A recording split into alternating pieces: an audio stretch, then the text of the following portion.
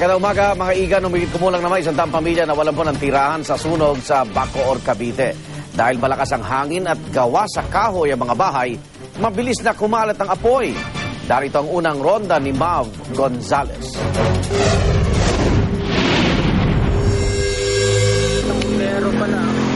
Sa bilis ng sunog sa Niyogwan at Talabasiete sa Bacoor, Cavite kagabi, apo na lang niya at ilang gamit ang naisalba ni Marlon.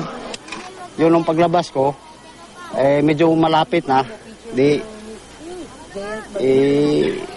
Hinakot ko na rin mga gamit namin.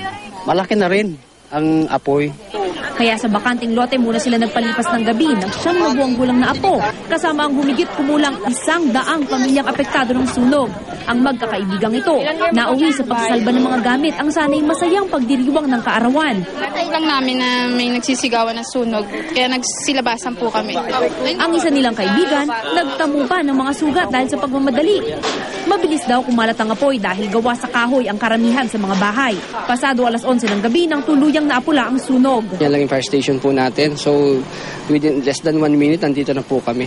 Yung ating hanging amihan ay medyo malakas. So, talagang within a span of 10 minutes, ang bilis kumalat kaagad nung apoy. Wala namang namatay sa sunog pero may ilang nagtamo ng minor injuries. Iniimbestigahan pa ang pinagmulan ng apoy. Para sa unang balita, Mav Gonzales reporting.